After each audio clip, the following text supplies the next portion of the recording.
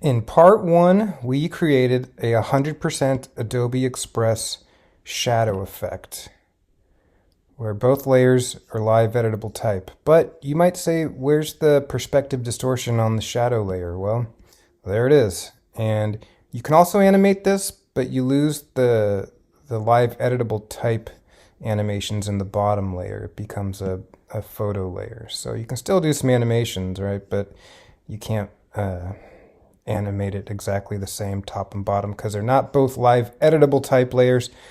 But you can get this cool perspective distortion warp in Photoshop Online and in Affinity and in good old Photoshop.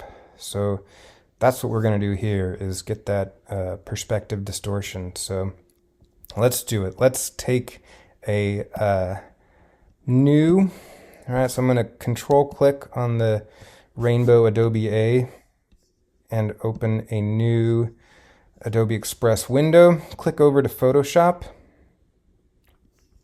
and purple plus button in Photoshop Online for a document size film and video 1920 by 1080. Okay, we got a white artboard staring at us, and we want to select all, Command A, get the marching ants around it, and then fill it with the background color. So let's see, do we get a, we don't get a more actions. All right, so I'm going to do Command Delete, the shortcut, and just fill it. The fill command should be somewhere in here, but edit, I don't know, layer fill. You can find it. It exists. Okay, next we are going to make a new blank layer by opening up the layers panel and clicking on the plus new layers button, hitting the T key to bring up the type tool, clicking add text. We don't see anything on screen because we got to set our color to white. There we go. We got to make it bigger, which causes some kind of error.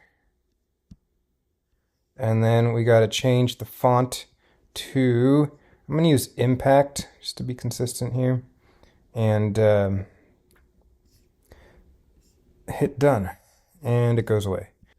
Okay, I got a little bit of buggy type going on, so I'm going to just delete my current layer. Try one more time, hit the T key, add text, change the color. All right, let's see, does it let me? It didn't like changing the size. Impact regular. There we go. Okay, done. All right, now we got some text. Come on, Photoshop, you can do this. Increase that font size of the text here. All right, so move to the move tool maybe. Let's get out of these panels. Properties. There we go. All right, so it looks like in order to expand the type, Photoshop Online prefers the move tool as opposed to the font size setting. All right, so now we got to flip it and distort it, which you cannot do in Adobe Express, the distortion warp. Okay, so we want to flip vertical in the contextual taskbar, move it down center, and then we got to go to the layers panel and create a new blank layer, new blank layer on top. Click on the top layer, shift click on the two layers to highlight them, and then merge visible. So I'm gonna come over here to merge layers, which will rasterize, merge visible, merge layers.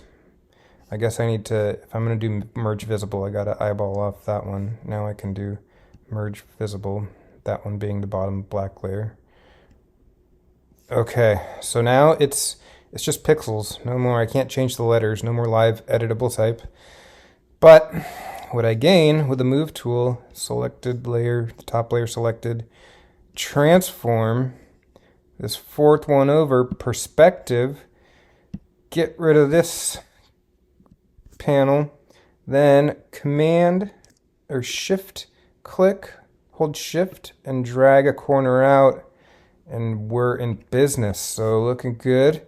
Got a nice perspective transformation. Hit done to apply. And I tried using the gradient, hit the G key to get the gradient tool and adding a layer mask. Layers, add layer mask. And then messing with the gradient. That actually doesn't look bad. All right, so I could live with that. Let's turn this back on. All right, so you can't get it doesn't go perfectly up and down with shift, but I think that looks pretty good. I like the tops of the letters to kind of still be visible, barely. All right, so you could download and get a PNG, or what you can do is open in Adobe Express, which is kind of nice. So kind of cool integration there. All right, let's go on to Affinity. Let's do Photoshop while we're here in Photoshop. All right, so File, while we're fresh with the Photoshop commands in our mind. Same thing, film and video, HD 1920 by 1080. Select all, Command A, and then here in the contextual taskbar we get a little fill, so we don't need to use the keyboard shortcut of Option Delete or Command Delete to fill foreground color. So I'm just going to do black and then deselect. Hit the T key to bring up the type tool. Click once for point type. Change impact. I'm already on impact. White, upper left, white. Okay, color. And then I can type in all caps shadow. Click off. Actually, while I'm here, I should be able to highlight it. And then here we get this nice targeted adjustment scrubby zoomer. So I'm not like messing with font size, and I'm not messing with bounding box corners. So, all right, I got some nice big font, and flip it vertical, which is not in the contextual taskbar like Photoshop Online. So I got to type in flip vertical, edit, transform, flip vertical at the bottom. Go back to the move tool. Make sure I go straight down with the smart guides. And then same thing, we need to rasterize this. So new layer, new blank layer, and turn the bottom layer off. And then we can merge visible, Command Shift Option E. I don't see merge visible.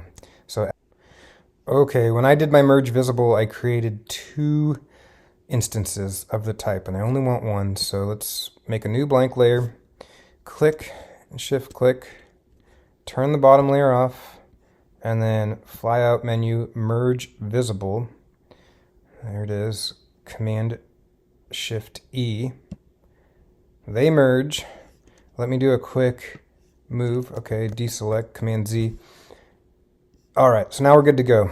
So now we can do help warp, which is in the edit transform perspective. So we want to do edit transform perspective check, and then same shift drag out, and there we go, in business. So let's add a layer mask. Bring the black back. Add a layer mask. Get the G gradient tool, and then click and drag down. We're going the wrong direction, so let's click and drag. I guess it's just because my foreground, let's do the default foreground, and then it should work. Oh well. Okay, so looking good. I like that. You can always change the midpoint and play with it. All right, so what I would do is I would turn the bottom layer off and then go to the move tool and do file, export, and export a PNG, and then send it to Adobe Express. So last but not least, let's get the effect in Affinity. All right, Affinity. new Affinity document, video and web, 1920 by 1080, create document. Okay, I don't like the white looking at me. I want it to be all black, so I'm going to do new layer, new fill layer, and then click on the color chip and change it to black. All right, now we can get the type tool with the T key. We want the top one, not the bottom one. With the top type tool selected, let's call it by its name. No tooltip, okay. Then click, increase that font size. Change the color to white and change the font to impact.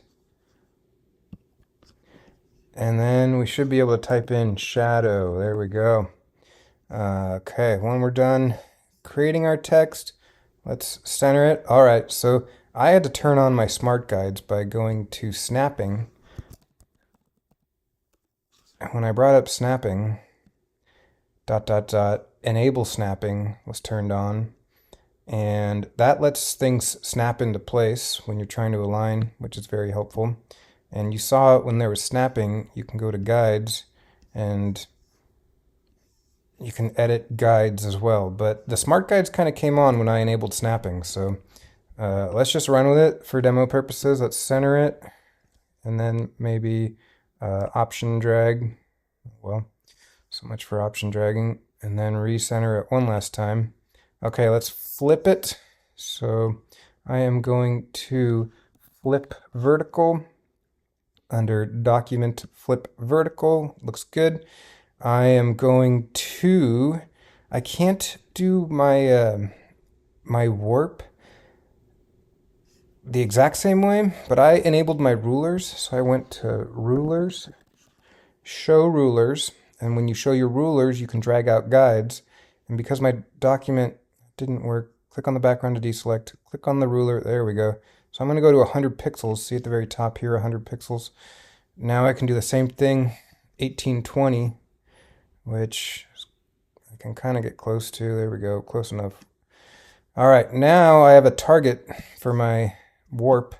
So I can come up to warp and warp perspective, and then I can shift drag out until it snaps with the guide till the corner point, and then shift drag out, and then create a layer mask, add a layer mask to the type layer, and then hit the G key to get the gradient tool, and then go, there we go, looking good. So you can mess with it, get something that works for you, and then file, export a PNG. Oh, but I forgot to turn off the black background layer. And I want to go to checkerboard, or what is it, transparent, setup transparent background. There we go.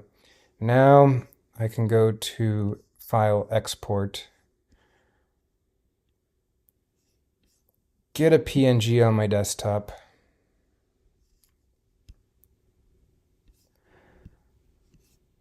go back to Adobe Express, right? And so that's how I created this shadow layer. I can delete what's there, bring in my shadow, and then it's just a matter of aligning and resizing and playing with opacity. Option drag, Command Z, grab a corner, hold Option, there we go. Looks pretty good. You can get it perfect for your needs, and you can drop down the opacity. So is it worth it? You know? It's a lot of work, but once you practice it and get used to it, you can feel comfortable in these apps, so have fun with it.